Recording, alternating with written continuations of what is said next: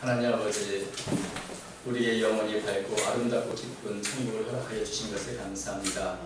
날마다 하늘에 소망을 두고 이 땅에서 주신 사명 감당하는 저희 모두가 되도록 인도하여 주옵소서. 저 아름다운 찬양을 통해 영광을 돌리는 사명창들을 기억해 주시고 때마다 간섭하시며 하나님의 헌신하게 부족한 없는 모든 여건을 새롭게 주시옵소서. 헌신한 모든 것에 주께서 또한 은혜로 갚아 주옵소서. 오늘도 심히 부족한 중에 단에 섰습니다. 홀로 두시면 아무 유익이 없어 주께서 사용하여 주옵소서. 그래서 예수님의 이름으로 간절히 기도하옵나이다. 아멘. 먼저 제가 지난번에 다녀온 성지 탐방 중에서 바울과 관련된 부분을 잠깐 좀 먼저 함께 나누고자 합니다. 저만 좋은 거 보고 보면 안 되고 여러분도 함께 좀 봐야겠다 싶어서 간략하게 몇 개만 좀 준비를 했습니다. 한번 뒤에 불 좀 앞에 꺼주시면 좋겠는데 여기가 어디 것 같습니까? 불 있습니다. 불 아니고 여기가 이제 빌립보입니다. 이제 빌립보의 이 길이 로마에서 모든 길은 로마로 통한다. 그래서 로마로부터 길이 시작돼서 이제 기원전 146년에 무역과 군사를 위해서 도로를 닦았는데 그 도로 이름이 하나가 이제 에그나티아 도로라고 하는데 바로 이 길이 바로 그 길입니다. 그래서 이 길을 보면 우리 이종환 목사님 계신 여기에 비아 에그나티아라고 써 있죠. 이게 에그나티아 길이라는 그 뒤에서 이제 바울이 빌립보로 왔을 때 그 빌립보 시내 어떻게 왔는데 바로 로마가 닦아놓은 이 길을 따라서 왔을 것이라는 거죠. 그래서 이 길이 어쩌면 2000년 전에 바울이 걸었던 길이다 이렇게 생각할 수 있는 것입니다. 이 빌립보라는 곳을 보면 뭐 여기서는 다 나오지 않지만 뭐 다 돌조각들이죠. 다 이제 발굴된 것들이 뭐 이렇게 저렇게 있지만 굉장히 좀 많은 돌들입니다. 그래서 이 돌들을 그래도 보면 거기에 이제 이 기독교 흔적들이 남아 있는 것을 보게 됩니다. 이 십자가도 있고 여기 쭉 있는데 물론 초대교회의 어떤 흔적보다는 그 이후에 로마 시대에 핍박 중에 있었던 것도 있고 혹은 그 이후에 이제 교회가 빌립보에 제가 가서 보니까 이 흔적들이 교회당 흔적이 많은데 한 6개 정도 흔적이 있더라고요. 그러니까 이 바울이 빌립보 첫 성에서 복음을 전했는데 결국 그 영향력 속에서 교회가 흥황해서 많이 참 세워졌구나 하는 것을 보게 되는 그런 흔적입니다. 이제 그리고 나서 이제 여기가 어디 것 같습니다. 이분이 여자분입니다. 바울이 빌립보에 왔을 때 처음 만났던 자주장사 루디아를 기념하는 장소인데 이곳이 바로 이제 그 기도처가 있는가 해서 갔던 강가라고 하는 사실 시냇가 같은 거더라고요. 그래서 이제 그 옆에 이제 루디아를 기념해서 이렇게 이것도 세우고 그 옆쪽에 오면 기념 교회도 있고 뭐 그렇습니다. 그래서 빌립보에 와서 이제 이 강가에 몇몇 사람들이 모여서 기도하려고 했던 아주 조용한 시냇가가 바로 루디아 기념 교회이고요, 기념 장소이고요. 그리고 이제 여기는 빌립보에 있는 감옥입니다. 저희 보면 이제 바울의 감옥이라고 되어 있는데 이제 그 감옥이 바울이 있었을 저기 이쪽에 있었고 여기까지가 이제 감옥터인 거죠. 쭉. 왜냐하면 이 앞에가 아주 넓은 이제 아고라 광장입니다. 빌립보의 가장 험한 거. 그러니까 그러한 곳에 뭐 모든 행정 관서가 있고 여기 근처에 이제 바울의 감옥이 있었으니까 제가 사는 이 바울된 곳이 이제 여기죠. 그래서 그 안을 좀 들여다 보면은 이렇게 생겼더라고요. 여기 이제 여기 바울이 같이 있었을. 그래서 이곳에서 신라와 함께 억울하게 매를 맞았지만 밤중에 찬양하며 기도할 때 옥토가 흔들리고 지진이 났다고 하는 그곳이 이제 이곳이라고 생각이 됩니다. 그리고 나서 이제 뭐 보면은 뭐 이렇습니다. 네, 그래서 여기는 우리가 잘 아는 아테네 신전과 여러 신전들이 함께 있고 뭐 큰 경기장도 있고 이런 곳인데 바울이 이제 이 갔던 곳 여기는 이제 뭡니까 에레크레이온 신전. 그래서 여기 있는 이제 여성 처녀 신들의 어떤 굉장히 아름다운 성향인데 아크로폴스라고 해서 아테네 가장 높은 언덕 위에 이제 신전들이 이렇게 아주 다양하게 있습니다. 근데 제가 사실은 이번에 가면서 가장 가고 싶었던 곳이 있었습니다. 그곳이 어디냐면 아레오파고. 이제 아레오파고는 바로 이런 위에서 이 위 신전 쪽에서 바라본 아레오파고는 밑에 있는 거대한 대리석 언덕이죠. 대리석 언덕인데 이제 그리스 신화에 따르면 이곳에 아레스라고 하는 신의 신전이 있었고 또 그래서 아레스 바울은 아레스의 언덕이라는 그런 의미가 되기도 합니다. 근데 이 신화에 따르면 12 올림푸스의 신들이 아레스 신을 재판하기 위해서 이곳에 모여서 처음 재판이 열렸던 곳이다. 그래서 그 전통을 따라서 이제 그곳에 사법기관이 세워지고 이게 아레오파고죠. 라고 하는 것이 아레오파고는 그 언덕을 의미하기도 하고 그 사법기관을 의미하기도 합니다. 왜냐하면 제가 보니까 이게 이제 지금도 원래 이제 아레오파고란 말이 아레이스 파고스라는 말이 발음인데 지금 현재 그리스 대법원의 이름이 아레오파고, 아레이스 파고스입니다. 그래서 이게 아레오파고고 그 역사를 기록한 걸 보면 이제 바울이 이곳에서 복음을 할 때 성경까지 인용하면서 그 이름을 명칭을 따라 지금도 이제 언제부터죠? 그 전통을 따라서 바로 이제 그 대법원 이름을 아레스 파고스라고 한다고 이렇게 기록되어 있는 것을 보게 됩니다. 그래서 이 아레오파고는 보면 이제 이런 큰 바위, 대리석 바위 언덕인데 바로 이 위에 이제 모여서 재판과 연설과 그래서 소크라테스가 이제 법정에 가서 자기를 변호하는 말을 했을 때 바로 이곳에서 했다고 알려져 있습니다.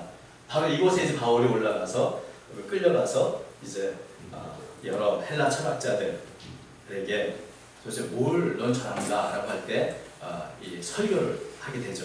바로 그 설교 이제 아레오파고의 그 밑에 꼭대기 보면 이제 여기서 보면 이 신전이 앞에 쭉 보이고 또 그 반대편을 보면 이제 아테네 시내가 다 보이는 이런 거대한 그 꼭대기에서 이제 바울이 재판을 겸한 연설을 한 것으로 보입니다.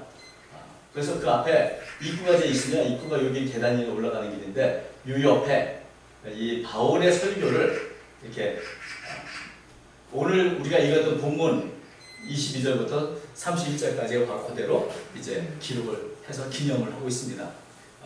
그래서 이곳에 참 바울이 설교했고 바울의 설교가 기록되어 있는 거 이거 좀 꼭 가보고 싶은 마음이 있었죠. 말씀한 것처럼 이것은 이제 바로 아레오파고, 아레스파고에서 바로 지역대로 보는 곳이기도 합니다. 그리고 이곳은 이제 사도행전 10절째 2절에 보면 바울이 데살로니가로 가기 위해서 들렸던 그런 암비볼리와 아볼로니아라는 곳이 있는데 여기에서 아볼로니아라고 여겨지는 곳입니다. 여기 있는 옆에 나무가 있는데 아주 굉장히 큰 나무입니다. 물론 바울 당시에는 없었습니다. 한 500년쯤 된 나무이기 때문에. 근데 이 바위는 그때도 있었을 것이 예상이 돼서 아마도 바울이 이 위에서 설교하지 않았겠는가라고 추측되는 곳이죠. 그래서 여기를 오는 분들은 그리스 여행하는 분도 오지 않고 그래도 바울의 자취를 찾아보려는 사람들이 한 번씩 들리는 곳입니다. 그래서 여기 보면 이제 그렇게 써 있습니다. 바울이 사도행전 17장 1절에 이 데살로 가기 위해서 이 암보볼리와 아볼로니아를 다녀왔다 이렇게 이제 돼 있죠. 그래서 그 다녀간 곳 그런 곳입니다. 그리고 나서 이제 여기가 어디냐면 고린도입니다. 고린도의 이 선인데 이 꼭대기에 아까 봐주셨던 파르테논이나 이런 여러 가지 신전들이 있었던 곳이 가장 높은 신전이 있고 이 신전에는 이제 우리가 아는 신전에 거주하는 창녀들이 있었고 그래서 굉장히 은행이 일어난 그런 곳이기도 하고 이 길은 똑같은 그 로마로 연결된 그 길이지만 이 주변에 보면은 다 기둥터들이 쭉 있는데 바로 커다란 상점들이 줄배서 있었을 가장 번화한 곳이라고 여겨지는 그런 곳입니다. 고린도에 보면 계속해서 발굴 중이어서 이 발굴 중에 보면은 이제 로마 시대 것도 있고 그 이후에 중세 지식도 있고 그래서 여러 가지 혼혈들이 아마 로마 시대의 것으로 보이는 그런 기둥이나 이런 것들을 볼 수 있고 또 신전도 있고 그렇습니다. 그래서 지금은 뭐 그야말로 황성 예터처럼 돌들만 이렇게 무성한 곳이지만 그런데도 불구하고 또 하나 느낀 게 고초에 보면 그 이후에 꼭 이 십자가 문양이라든지 그 복음이 전해졌고 교회가 세웠던 그 흔적들이 계속 남아 있는 것을 보게 됩니다. 그래서 이 십자가 유물들도 많이 발굴이 된 것을 보게 됩니다.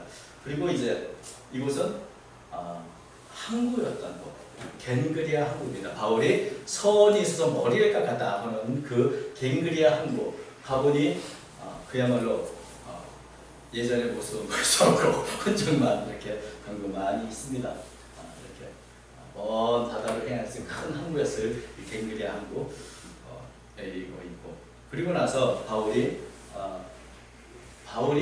이곳이 어디냐면 바울이 순교했던 처형터를 기념해서 세운 교회이고 이 길은 이제 16세기 때 이 교회가 세워질 때 그때의 돌을 그 돌길을 그대로 보존하는 곳이랍니다. 이건 이제 돌은 16세기인데 그 전에도 이 돌길이 있었는지 모르지만 어쨌든 이 처형터로 가는 그 긴 것이죠. 처형장으로 가는 그 길. 근데 이 교회 이름이 트레폰타나 교회라고 합니다. 그 우리식으로 말하면 새 분수의 교회라는 뜻인데 왜 그러냐면 바울이 이제 순교를 할 때 죄송합니다. 먼저 순교하기 전에 그 옆에 감옥이 있습니다. 이 지하 감옥, 로마 감옥. 그래서 여기 보면 이제 이 감옥 문이 있는데 이 안에 여기 양쪽에 이렇게 있습니다. 들어가 보면 이 바깥 안에는 이런 식으로 그냥 기념으로 이렇게 해놓은 작은 공간들이죠. 그래서 그렇게 있다가 나중에 순교할 때는 어떤 식으로 이제 우리가 바울이 로마 시민권을 가졌기 때문에 다른 식민지 사람들처럼 십자가형이나 그런 잔혹하고 긴 것이 아니라 아주 단숨에 그런 고통을 줄일 수 있는 이런 참수형을 당했는데 참수할 때 참수할 때 여기 그 대리석 바위에 목을 이제 쳐서 죽이는 거죠. 근데 그 바울의 목이 떨어져서 3번을 이렇게 떨어졌는데 떨어진 것보다 분수가 쏟았다. 그래서 새 분수 교회. 그래서 이제 트레폰타나 교회라고 이름을 지었다고 합니다. 그리고 여기 보면 이게 이제 그 처형대로 썼다는 그 바위고 바로 요 장소다라고 이제 표시까지 이렇게 돼 있고. 그래서 이제 바울이 그 머리가 떨어졌다고 하고 분수가 났다는 곳에 이렇게 바울의 머리를 기념해서 세운데 이렇게 해놨는데 물론 믿거나 말거나 아니죠. 왜냐면 이제 이게 뭔지 아십니까? 제가 이 성지 탐방이라고 쭉 가면서 보면서 어떤 것은 참 아레오파고 같은 경우는 정말 근거가 확실하고 그렇기 때문에 참 마음에 감동이 있었으나 다른 곳에는 그럴 수도 있다라고 하는 추측성이 굉장히 강하고 특별히 이게 뭐냐면 베드로가 이게 어디에 있는 거냐면 쿠오바디스 도미네 교회가 있습니다. 우리가 잘 아는 베드로가 핍박을 피해서 로마를 벗어나는데 그때 예수님이 나타나셔서 네가 내 양들을 버리고 가니 내가 로마로 가서 양들을 주겠다 십자가를 지겠다 라고 할 때 베드로가 고민했던 그 장소에 이제 교회가 세워진 그 교회 이름이 쿠오바디스 도미네 교회이죠. 그런데 이것을 자세히 보면 여기 발자국 2개가 있습니다. 예수님이 남기신 발자국이다. 이렇게 해서 이제 이 보관을 이렇게 해서 아주 이렇게 하고 있는데 이런 걸 보면서 이게 과연 진짜인가? 또 그렇지 않은가? 여러 가지 그런 면에서 어찌 보면 참 여행을 하면서 느낀 점이라고 하는 것은 후대에 참 위조된 것도 많고 가짜도 많이 있고 또 진짜인지 가짜인지 알 수 없는 것도 많다. 실제로는 아레오파고 역시 바울이 그 언덕에서 설교했는지 아니면 그 당시에 아레오파고는 하나의 언덕만의 얘기 아니라 기관을 얘기하기 때문에 혹은 장소는 다른 곳에 설교했을 그런 가능성이 있다고 또 학자들이 말하죠. 그러니까 어떤 면에서는 지금 우리에게 남겨준 것들이 사실 고고하기 그렇지만 100% 확실한 것은 없죠. 그렇게 추측하고 그렇게 우리가 그럴 가능성이 높다고 보는 것이지 이 100% 다 맞다라고 우리가 믿을 수 있는 것은 아닌 것이 많습니다. 특별히 그래서 이 발자국이 그런 거죠. 이 정말 예수님의 발자국인지 뭐 후대 그 유주에서 만든 것인지에 대해서 믿기 힘든 게 참 많이 있습니다.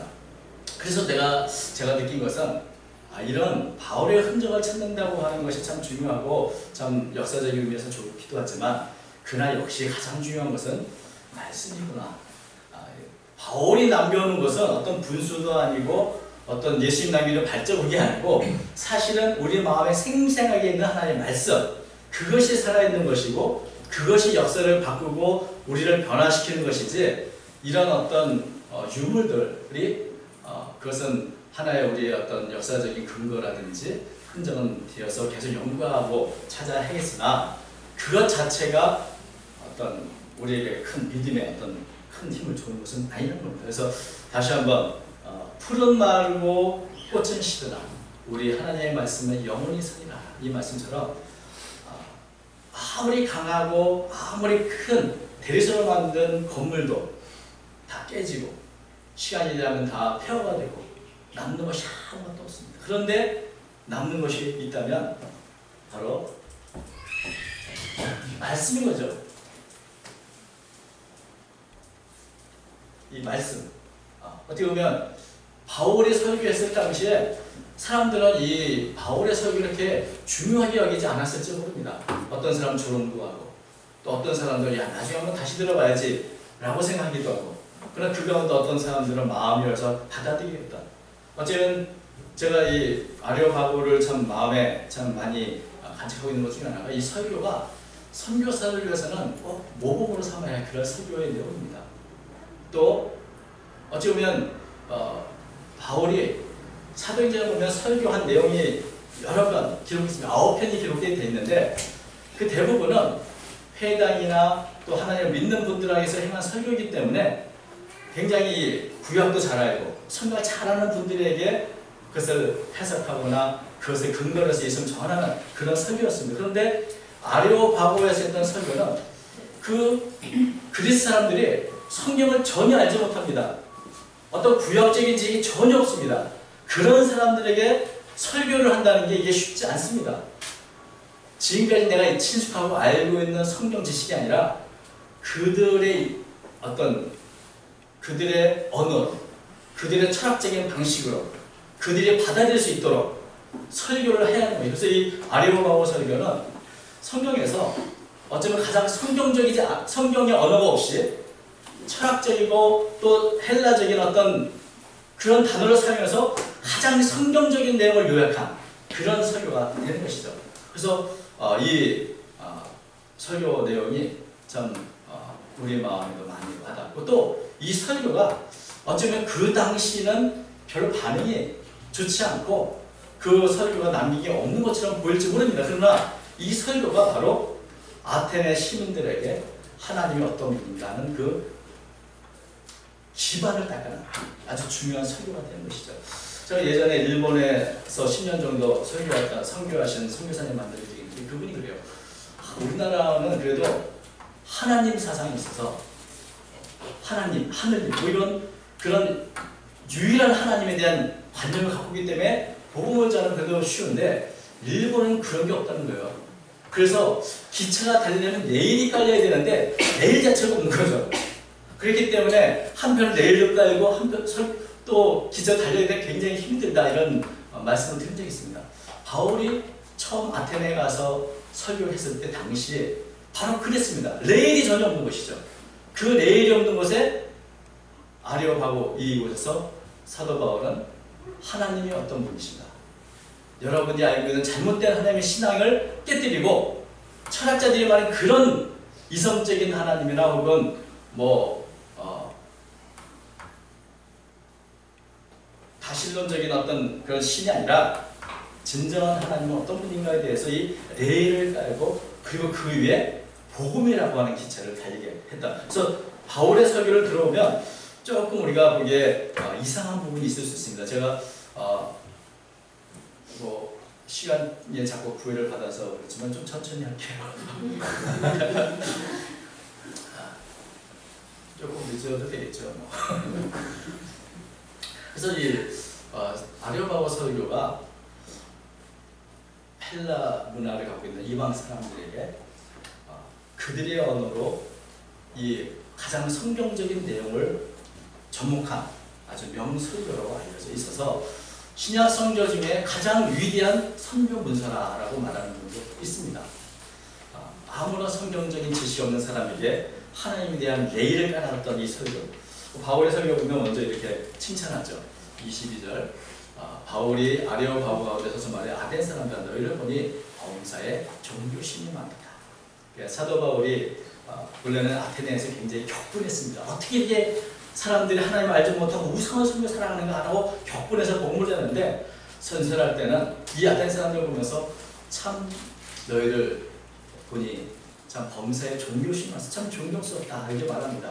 이 종교심이란 말은 어떤 면에서 이 신이나 초월자에 대한 어떤 경건한 어떤 마음으로 우러나오는 그런 마음을 말하는 것이죠. 그래서 현세뿐 아니라 영원한 것을 추구하고 진리에 향한 경외심이 많다는 의미가 바로 종교심이 많다는 의미입니다. 그런 면에서 수많은 신전들 그리고 많은 신들 섬기다가 알지 못하는 신까지 섬기는 어찌 보면 이 사람들 마음속에 늘 신에 대한 개념이 우리가 잘 섬기지 않으면 신이 나에게 해코지할지 몰라 라고 생각하면서 혹시 자신들이 알고 있는 그런 신들 외에 또 다른 신이 있을까봐 걱정하면 이 알지 못하는 신이라고 하는 이런 이름까지 지어서 신전을 만들어서 보면서 사도 바울은 참 여러분 종교심이 많습니다. 참 여러분 초월자와 또 신에 대해서 관심도 많고 경외심도 많습니다. 그러나 정말 여러분이 알지 못하고 그러면서도 섬기고자 하는 그 마음 그 알지 못하는 신에 대해서 알려주고 있다고 말하는데 이 사도 바울은 그들에 대해서 혐오하는 것이 아니고 어쩌면 그들의 어떻게 하든지 신을 섬기고자 하는 그 마음에 대해서 참 수고하고 있다. 그 수고에 대해서 존경하고 참 그럼에도 불구하고 하나님을 알지 못하는 것에 대해서는 긍휼히 여기는 마음을 갖고 있는 것을 보여줍니다. 우리 기독교인이 다른 종교인들을 어떻게 볼 것인가? 여러분 많은 분들이 혐오하려고 합니다. 사도 바울은 그들에 대해서 존경과 그리고 무지에 대한 긍휼함을 가졌지 혐오하지 않았습니다. 그들도 우리와 똑같은 사람에게 종교심을 갖고 있는데 영혼을 향한 마음인데 그것을 제대로 알지 못하는 것에 대한 그 연민 그래서 내가 알지 못하고 섬기는 그 신에 대해서 내가 여러분 가르쳐드리기 원합니다 라고 말하는 것을 보게 됩니다. 그래서 우리가 다른 종교인들 어떻게 볼 것인가 혐오하는 것이 아니라 우리보다 더 열심히 그래도 뭔가 초월적인 존재로 인간의 한계를 넘어서는 영혼을 향해 나아가는 그 마음에 대해서 그 열심을 우리는 존중해야 되고 그러면서도 제대로 방향을 알지 못하고 잘못된 신관에 갖고 있는 이들을 위해서 우리는 긍휼적인 마음을 가져야 될 줄로 합니다. 사도 바울이 이 아레오파고에서 설교 중에 하나님에 대해서 세 가지로 말씀했습니다. 하나는 하나님은 창조주이시다. 우주와 그 가운데 만물을 지으신 하나님. 그거는 천지의 주제. 이렇게 말씀하고 있습니다. 하나님은 어떤 이 세계는 우연히 만들어진 것도 아니고 또 그저 하나님이 그냥 만들고 내버려둔 것도 아니고 하나님은 창조주를 만드시고 또 그 천지를 다 주관하고 주재하시는 분이다. 그래서 하나님은 천지의 주재이시기 때문에 어떤 뭐가 부족한 것처럼 사람에게 뭔가 요구하는 분이 아니고 오히려 우리의 모든 것 필요한 것을 내주시는 분이다. 20절 그렇게 말하죠. 또 무엇이 부족한 것처럼 사람의 손으로 섬김을 받으시는 것이 아니니 이는 만물에게 생명과 호흡과 만물을 친히 주시는 것입니다. 이 아테네 시민들이 뭔가 신을 기쁘게 하려고 애를 쓰는 우상을 섬기는 모습을 보면서 하나님은 그런 성령 받는 분이 아니고 오히려 우리의 필요한 모든 것을 주시는 분이고 또 인류의 연대와 경계를 다 함장하셔서 우리 가까이에서 우리의 삶을 통치하시는 분이다. 이것을 이제 말씀하고 있습니다. 그리고 바로 이 아테네 헬라의 시인의 시를 인용해서 바로 우리 모든 사람들은 누구나 다 하나님의 소생입니다. 하나님이 만드신 바요 하나님이 낳으신 그런 분으로 누구든지 하나님의 자녀가 될 수 있다는 것을 말하는 것이죠. 그 하나님은 또 어떤 분이가 심판주이시다. 30절과 31절 보면 알지 못하던 시대는 하나님이 간과하셨거니와 이제는 어디든지 사람에게 다 명하사 회개하라 하셨으니 이는 정하신 사람 말고 천하를 공의로 심판하는 자를 작정하시고 그 죽은 자 가운데 다시 살리시는 것으로 모든 사람이 믿을 만한 증거를 주셨습니다. 하나님은 우리에게 생명을 주시고 모든 것을 주실 뿐 아니라 우리의 삶을 심판하시는 분이다. 많은 분들이 영혼도 없고 죽으면 끝이다, 사후세계 없다고 생각하지만, 그냥 죽으면 다 소멸된다고 생각하지만, 하나님은 천하를 공의로 심판하는 날이 있다. 그 하나님 앞에 우리는 회개하여 하나님의 자녀가 되는 길을 찾아야 한다. 그리고 누가 심판하는가? 바로 하나님이 한 분을 정하셨는데, 그분이 하나님의 심판자라는 것을 어떻게 할 수 있는가? 바로 부활로서 그를 믿을 만한 증거를 주셨다고 말합니다. 근데 여기까지 설교를 하는 것을 보면서 사람들이 왜 바울의 설교에 십자가와 예수의 이름이 빠졌지? 라고 생각을 합니다. 그래서 어떤 분들은 이 사도 바울이 설교를 했으나 사실 많은 분들이 예수를 믿지는 않고 그저 몇몇 사람들만 예수를 믿는 그 이유가 예수와 십자가가 맞아서 그렇다. 나중에 사도 바울이 고린도에 가서는 그래서 지혜의 말이 아니라 오직 십자가만 전해서 성공했다라고 생각하고 말하는 분들이 있습니다. 그러나 그렇지 않습니다. 아레오바고 설교에서 지금 사도 바울이 한 가장 중요한 것은 레일을 깔는 겁니다. 하나님에 대한 신관, 레일을 깔고 이제 그 위에 회개해야 된다. 왜? 하나님의 심판이 다가오기 때문에 한 분을 통해서 심판하실 것이다. 여러분, 근데 부활하신 것이 바로 그분이 심판자인 것을 증거한다고 말하는데, 그 부활한 분이 누군지, 왜 부활이라는 것은 죽음을 전제한 건 왜 죽었는지 말하지 않습니다. 그것은 수사학적으로 일부러 감춰봅니다. 왜냐하면 이렇게 전하면 그런 사람들의 마음에 궁금해합니다. 그러면 당신이 말하는 그 하나님의 정한 심판자가 누구요? 그분이 왜 부활했습니까? 그분은 왜 죽었습니까? 이렇게 누구든지 관심을 갖는 자에게 이제 가장 중요한 핵심은 바로 예수의 십자가를 찾는 거죠. 그분은 바로 예수신데 그분은 우리를 죄를 위해서 십자가 죽으셨다는 이야기가 바로 남겨져 있는 것을 한 겁니다. 여러분, 한편의 설교로 사람들이 변하는 것이 아니고 궁금증과 갈증을 나타내는 것이죠. 그리고 나서 비로소 가까이 오는 자들에게 복음의 비밀, 예수 그리스도 십자가 은혜를 전할 수 있는 것입니다. 그래서 이 아레오바고 설교는 어떤 면에서 하나님을 전혀 알지 못하고 성경을 전혀 알지 못하는 자들에게 틀을 세우고 레일을 까는 그런 설교를 했고, 그리고 가장 중요한 이 복음의 내용을 여전히 가지고 있는 것입니다. 그래서 이 설교를 듣고 어떤 사람은 조롱하고 어떤 사람은 나중에 또 듣자라고 얘기했지만 어떤 사람들은 궁금해 여기고 가까이 했습니다. 바로 여기 13차절에 보면 이렇게 되어 있죠. 몇 사람이 그를 가까이 하여 믿으니 그 중에는 아레오바고 관리 디오누시오와 다말이라는 여자와 또 다른 사람들이 있습니다. 여기서부터 시작됩니다. 이런 궁금증을 통해서 예수님을 바르게 알게 되고 이들을 통해서 아테네의 교회가 세워지고, 이 아시는 것처럼 아레오바고 관리였던 디오누시오는 아테네 첫 감독이 되고, 그리고 지금은 아테네를 비롯한 그리스 전체가 그리스 정교회를 믿는 그런 모습을 보게 됩니다. 저는 오늘 말씀을 통해서 한 가지 말하고 싶은 것은 우리가 많은 종교 활동도 하고 또 많은 것을 할 수 있지만 가장 중요한 것은 하나님과 그분을 아는 지식인 하나님의 말씀이 중요하다는 것입니다. 우리가 믿을 수 있는 것은 우리의 삶의 근거는 오직 하나님의 말씀인 것입니다. 다음 주간이 이제 종교개혁 주일이고 이제 주간이 되는데 성경 말씀, 하나님의 말씀을 통해서만이 우리는 하나님을 바르게 알 수 있고 제대로 섬길 수 있는 것이죠. 창조주이시고 통치자이시고 심판주이신 그 하나님을 우리 말씀을 통해서만 알 수 있습니다. 수천 년이 지나도 영원히 변하지 않는 오직 하나님의 말씀, 진리이신 하나님의 말씀만이 우리가 믿고 가슴에 당직하고 따라야 할 길인 것입니다.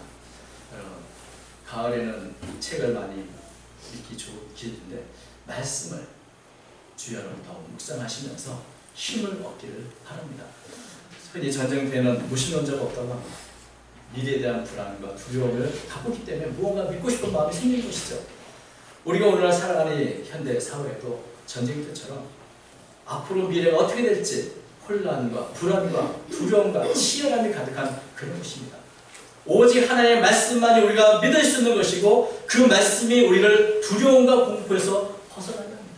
죽음의 공포에서 미래의 모든 공포에서 우리를 건지실 것은 오직 영원히 변함없는 하나님의 말씀이라는 사실 여러분 기억하시면서 이번 한 주간 말씀을 통해 승리하시는 한 주간 되시기를 주의 이름으로 축원합니다. 아멘. 돌아가신 하나님 아버지, 저희들을 사랑하시며 저희와 함께 하시고 가까이 하시니 감사합니다. 누구든지 주님께 간구하는 자의 그 기도를 응답해 주시고 또 누구든지 주님께 가까이 할 때 주님은 자신을 나타내 보여주신 줄 믿습니다. 하나님 아버지, 모든 성도들 이번 주간 더욱더 말씀을 가까이 하도록 도와주시고 말씀을 통해서 하나님을 바르게 알고 바르게 섬기는 저희가 되도록 인도해 주시옵소서. 오직 세상은 분열하고 혼란스러워하는 오직 하나님의 말씀은 영원히 변함없는 우리의 길에 등이어 비친 줄 믿사오니 주님 우리를 주의 말씀으로 가르쳐 주시고 주님 지도하여 주옵소서. 함께하여 주실 믿사오며 예수님 이름으로 간절히 기도하옵나이다. 아멘.